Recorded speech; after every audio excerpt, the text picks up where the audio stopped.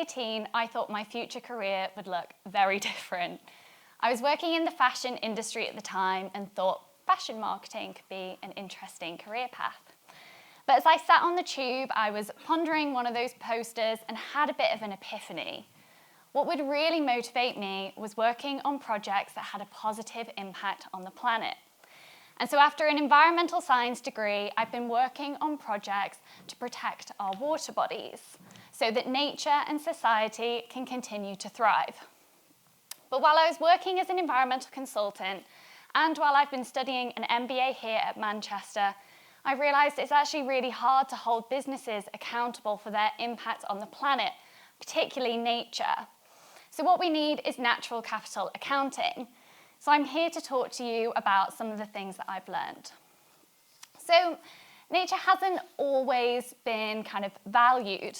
It's for a long time not been considered important. Even in the Victorian times, rivers such as the Thames were essentially a dumping ground for domestic and industrial waste, causing fish populations to decline, freshwater plants to decline, but enabling cholera to proliferate.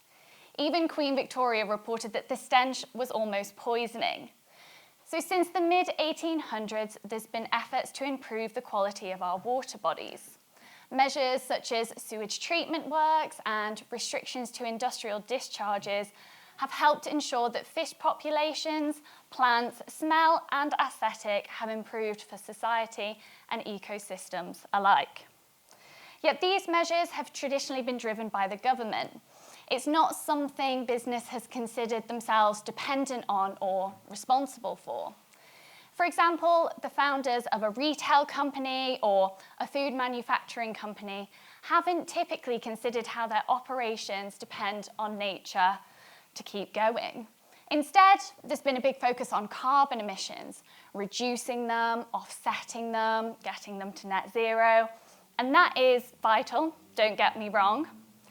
As I'm sure you know, our focus on carbon emissions stems from the fact that an increase in carbon dioxide increases the temperature of the planet.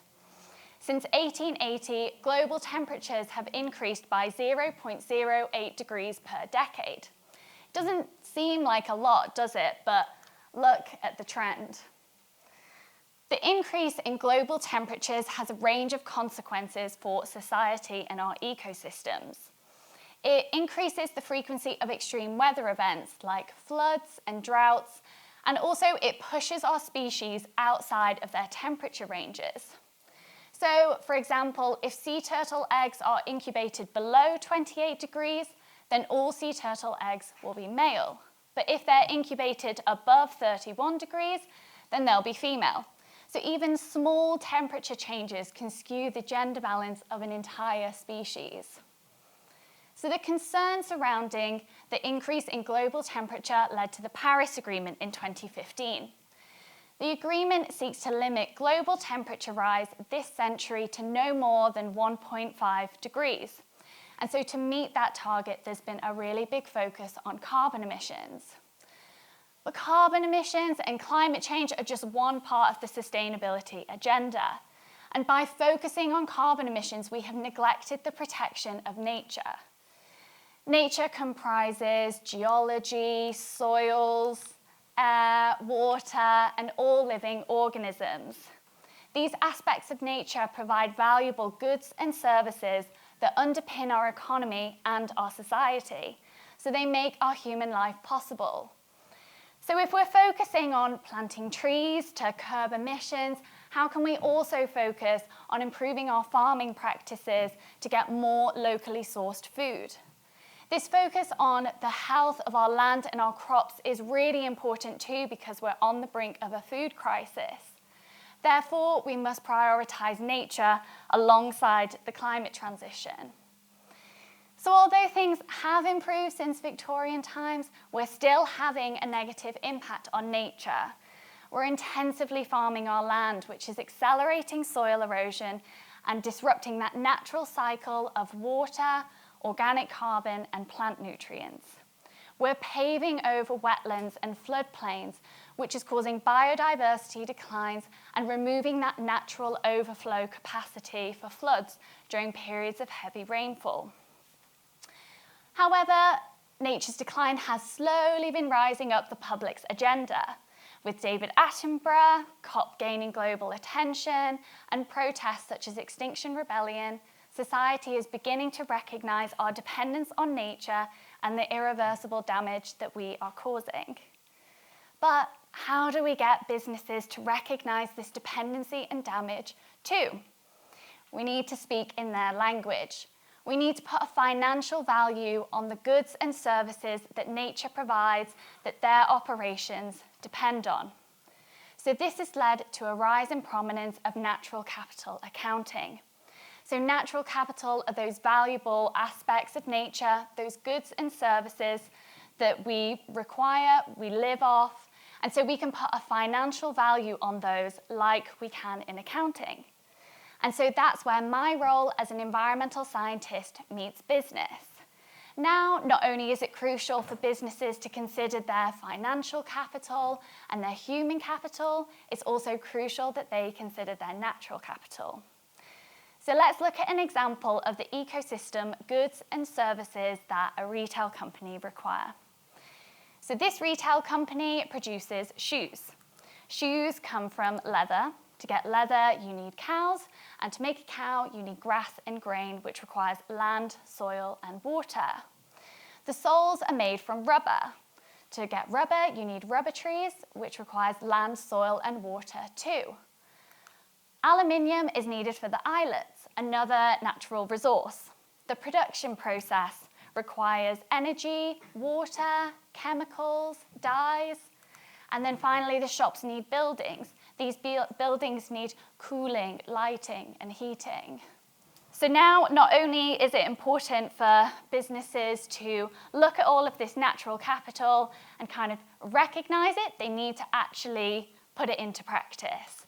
So this has led to the Capitals Coalition, showing how ecosystem goods and services can be factored into the accounting balance sheet, like the example shown here.